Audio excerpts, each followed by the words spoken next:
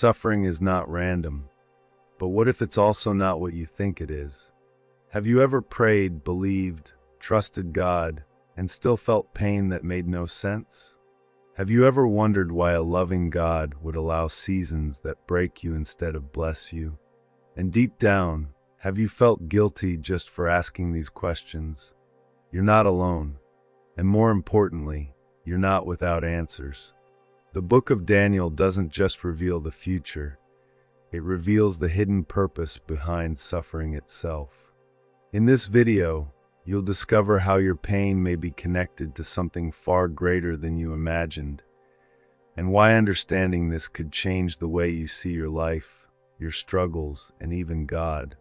Suffering is not random, but what if it's also not what you think it is?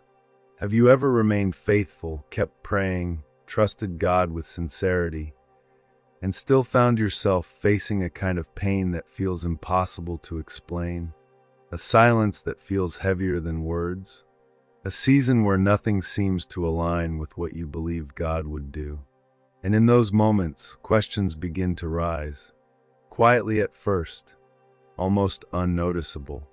Where is God in this? Why does this feel so overwhelming? Why does it not make sense? But perhaps the hardest question is not the one you speak. It is the one you carry with guilt. Why would a good God allow this? And the tension grows, because part of you still believes, but another part of you struggles to understand. You're not walking away from faith. You are standing in the middle of it, trying to reconcile what you know about God with what you are experiencing in your life. This internal conflict is not new. It echoes through Scripture. In the Psalms, we see faithful voices crying out, "How long, O Lord?" Not as rebellion, but as longing. Not as rejection, but as a search for meaning. So if you find yourself in that place, questioning, wrestling, trying to make sense of your pain, it does not mean your faith is weak. It may mean your faith is being stretched into something deeper. And that is where this journey begins. Daniel's story does not begin with comfort. It begins with loss. He was taken from his homeland, removed from everything familiar, and placed into a foreign empire that did not honor his God. His identity was challenged, his environment was hostile, and his future was uncertain. And yet, Daniel remained faithful. He did not choose his circumstances. He did not ask for exile, but he chose how he would respond within it. This is where many expectations begin to shift, because we often assume that faithfulness leads to protection from suffering. That if we are close to God, life should become clearer, lighter, more stable. But Daniel's life tells a different story. Even in his obedience, he faced pressure. Even in his integrity, he faced opposition. Even in his devotion, he was thrown into a den of lions. Not because he failed, but because he stood firm. And somehow, that changes the meaning of suffering. The lion's den was not evidence that God had abandoned Daniel. It became the place where God revealed his presence in a deeper way. This challenges a quiet belief many carry, that hardship means something is wrong. But what if, in some cases, hardship is not a sign of distance from God, but a space where his work is unfolding more intentionally? Daniel did not avoid suffering. He walked through it with God, and that difference changes everything. Daniel's suffering was not only external, it also became deeply internal. As his journey continued, God began to reveal things to him, visions, dreams, glimpses of what was to come. But these revelations did not bring comfort the way we might expect. They brought weight. In Daniel 7 verse 15, he says, "I, Daniel, was troubled in spirit, and the visions that passed through my mind disturbed me." This is important, because what came from God did not always feel easy to carry. Daniel was seeing beyond the present moment. He was being shown a bigger picture, one that included conflict, uncertainty, and outcomes he could not fully control. And that kind of clarity came with emotional cost. Sometimes we think that if God reveals something, it should immediately bring peace. But in Daniel's case, it first brought disturbance, not because God was absent, but because Daniel was being invited into a deeper level of understanding. And perhaps this connects more personally than it seems. There are moments in life where your awareness increases. You begin to see patterns, truths, or realities that others around you may not fully recognize. And instead of feeling lighter, you feel heavier, more thoughtful, more burdened, more aware of things you cannot ignore. That does not mean something is wrong with you. It may mean you're seeing more clearly. And clarity, at times, carries weight before it brings peace. Daniel did not reject what he saw. He remained present with it, even when it disturbed him. And in doing so, he teaches something subtle but powerful.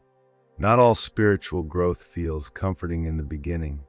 There is a quiet shift that happens when you stop seeing suffering as punishment and begin to see it as preparation. Daniel's life makes this clear. He was not only surviving in Babylon, he was being shaped there. In the very place that seemed like a disruption to his life, God was forming something within him that comfort alone could never produce. His consistency, his discernment, his courage, none of these were developed in ease. They were refined through pressure. And over time, something unexpected happened. Daniel gained influence, not because he chased it, not because his environment changed, but because his character was strengthened in the middle of difficulty. God did not remove Daniel from the system. He prepared him within it. This reframes something deeply personal. What if your current struggle is not blocking your purpose, but building the strength required to carry it? What if the very thing you wish would end is the place where something essential is being formed inside you? This does not mean the pain is easy. It does not mean you have to pretend it feels good. But it introduces a different perspective. You are not being discarded. You are being developed. And development often happens in places we would never choose for ourselves. Daniel did not waste his suffering. He allowed it to shape him.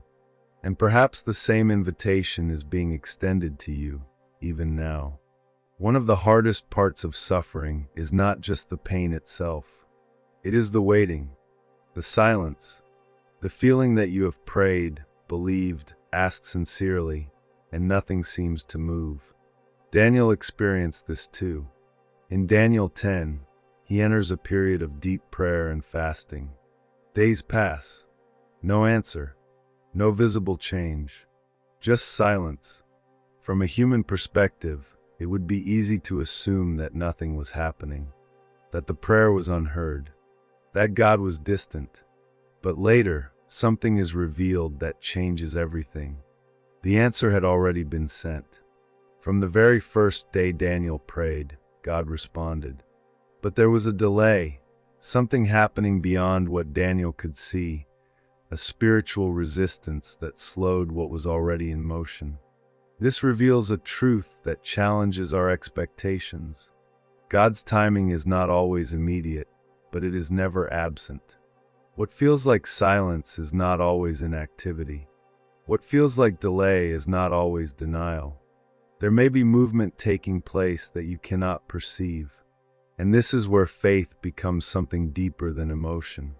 Because trusting God when you feel Him is one thing, but trusting Him when you don't see anything changing requires a different kind of strength. Daniel did not stop praying because of the delay. He remained present, even without visible results. And maybe that speaks directly to your situation. The waiting does not mean God has forgotten you. It may mean that something is unfolding in a way you cannot yet understand. And that realization prepares you for what comes next. When Daniel received visions about the future, they were not simple or easy to process. They included conflict, uncertainty, and moments that could easily create fear. But they did not end in chaos. They pointed toward resolution. In Daniel 12, there is a glimpse of something beyond the struggle, a restoration, a final awakening, a moment where what is hidden becomes clear and what is broken is made right. This is where perspective begins to shift. Because if suffering were the final chapter, it would feel unbearable.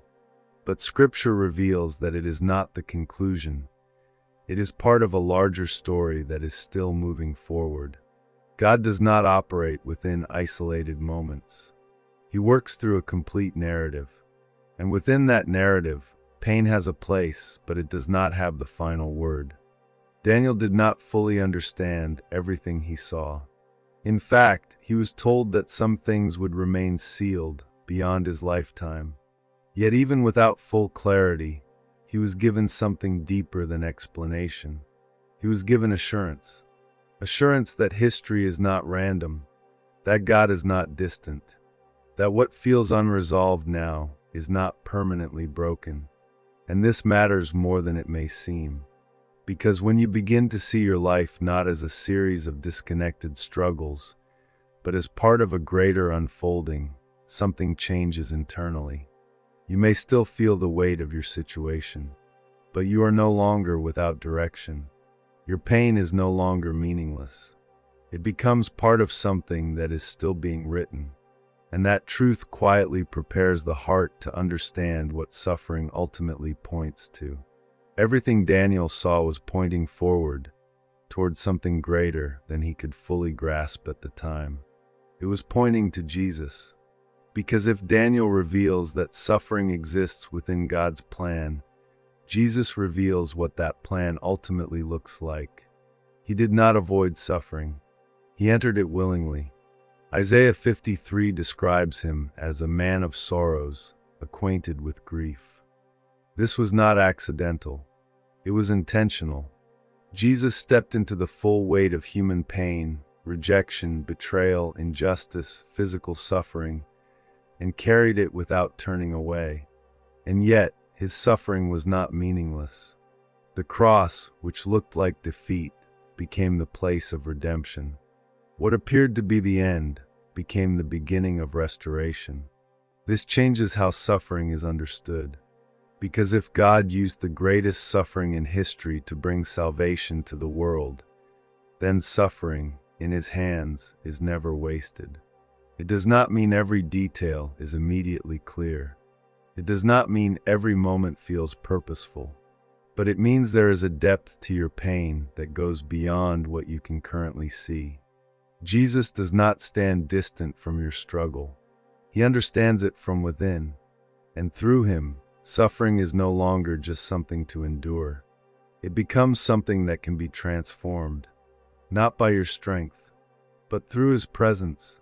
And that truth leads to a question that becomes deeply personal. So what does all of this mean for your life, right now, in the middle of what you're facing? It means your pain is not meaningless. It means the questions you carry are not ignored. They are seen. They are understood, even when you cannot fully express them. And it means that this current season, as heavy as it feels, is not the full picture of your story. There is something deeper happening beneath the surface. Instead of asking only, "Why is this happening to me?" a new question begins to emerge. What is God forming through this? That shift is not about denying your pain. It is about redefining its place in your life. Because when suffering is seen only as an interruption, it creates frustration. But when it is seen as part of a process, it begins to carry meaning. This does not make the struggle easy, but it gives it direction. You begin to notice small changes, a deeper awareness, a stronger resilience, a quieter trust forming within you, even without full answers. And over time, something begins to grow. Not a perfect understanding, but a steady confidence that your life is not out of God's hands, even here, even now. And that quiet confidence becomes the foundation for a different kind of strength. There is a kind of strength that does not come from having answers. It comes from continuing, even when you don't.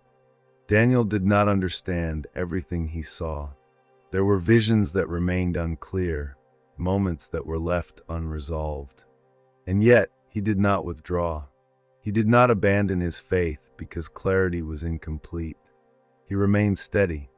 This is a different kind of faith than what many expect. Not a faith built on constant explanation, but a faith anchored in trust, a quiet strength that does not need immediate resolution in order to keep moving forward. Because the truth is, not every question will be answered right away. Not every situation will make sense in the moment. And in those spaces, faith becomes something deeper than certainty. It becomes endurance, the willingness to keep walking, even when the path is unclear, to keep trusting, even when emotions fluctuate, to remain grounded, even when circumstances feel unstable. Daniel lived this kind of faith, not loudly, not dramatically, but consistently. And perhaps this is what is being formed within you. Not a faith that depends on everything going right, but a faith that remains even when things don't. A faith that holds on, not because it understands everything, but because it trusts the one who does. And that kind of faith prepares your heart for a final realization. You may not see the full picture yet. There are parts of your life that feel unresolved, questions that remain unanswered, and moments that seem disconnected from anything meaningful. But that does not mean your story lacks purpose. Daniel did not live to see everything fulfilled. There were visions he carried without fully understanding how they would unfold. And still he trusted, not because everything was clear, but because the one who revealed it was faithful.